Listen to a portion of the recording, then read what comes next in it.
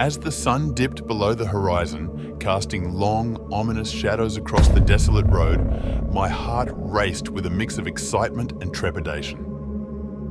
Halloween night had finally arrived, and my friends and I were determined to make it a night we'd never forget. We had planned the perfect adventure, a visit to the notorious Blackwood Manor, a decaying mansion that had been abandoned for decades.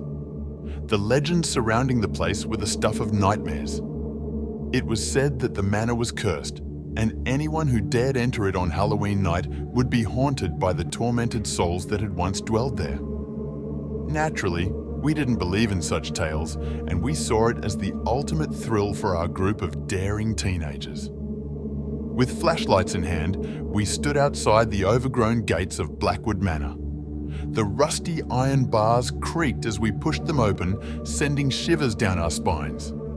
The moon hung high in the inky sky, casting eerie silver light upon the ivy-covered walls of the mansion.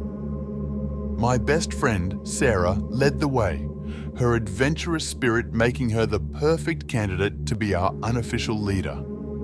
The creaking of the floorboards underfoot and the faint whispers of the wind through the trees gave the mansion an unsettling soundtrack. We ventured deeper into the darkness, the flashlights revealing the decaying grandeur of the interior. The air inside was heavy with the stench of mold and decay. Dust and cobwebs covered the ornate furniture, and the walls were adorned with faded, peeling wallpaper. The place seemed to breathe with a life of its own, as if the mansion itself was watching our every move. My heartbeat quickened with every step, and a cold sweat formed on my brow. Sarah turned to us, her eyes gleaming with excitement. "Let's split up and explore. We'll meet back here in an hour." Reluctantly, we agreed to her plan.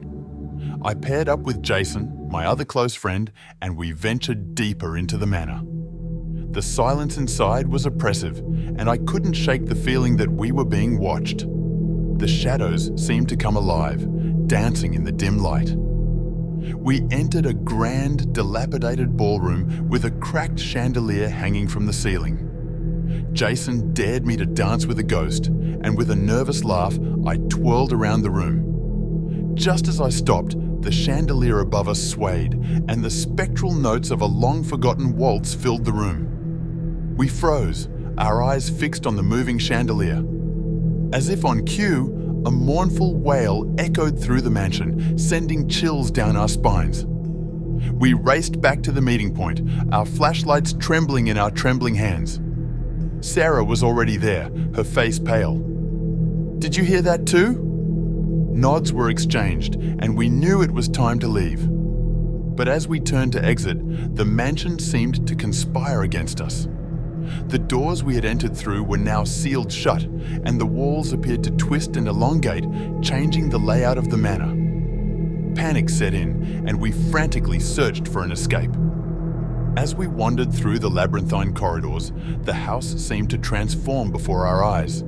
We entered rooms that weren't there moments before, and it was as if Blackwood Manor was playing tricks on us. Finally, we stumbled upon a room that sent shivers down our spines. It was filled with dusty, old-fashioned porcelain dolls. Their lifeless eyes seemed to follow us as we entered. We were trapped, the windows barred and the door locked. The dolls began to move on their own, their porcelain limbs creaking as they shifted position. As the dolls closed in on us, their eyes turned black, and their mouths twisted into sinister grins. We screamed, our voices echoing through the cursed mansion. With a burst of adrenaline, we broke through the door and fled down the corridors. Our journey through Blackwood Manor had become a nightmarish ordeal. The house itself was a malevolent force, tormenting us at every turn. It felt as though the souls of the mansion's former inhabitants were exacting their revenge on us for disturbing their eternal slumber. Hours felt like an eternity as we navigated the ever-changing labyrinth of the mansion. Our flashlights dimmed and our strength waned. We were lost, exhausted, and utterly terrified. Just when it seemed we couldn't go on any longer, we stumbled upon a room that held an ancient, dusty mirror. Our desperate reflections stared back at us, their eyes hollow and haunted. In the mirror, we could see the mansion, but it was different. It was pristine, filled with laughter and life, as if it existed in a parallel universe. And then, in the reflection, we saw our own ghosts. Our lifeless, hollow-eyed selves walked through the beautiful, intact mansion, laughing and dancing as if they were in a never-ending party. It was a cruel reminder of what we had lost and what the mansion had taken from us. We snapped out of the trance, our screams reverberating through the mirrored room. With newfound determination, we raced through the ever-changing corridors, refusing to become permanent residents of Blackwood Manor. Finally, we burst through the mansion's front doors, gasping for breath in the cold Halloween night. The moon had moved higher in the sky, and dawn was approaching. We had spent an eternity in that cursed place, and we had emerged forever changed. As we looked back at Blackwood Manor from the outside, it stood there, sinister and foreboding, as if daring us to return. But we knew better. The legends were true, and Blackwood Manor was a place best left undisturbed. Halloween night had gone terribly wrong, and the horrors we had experienced would haunt us for the rest of our lives.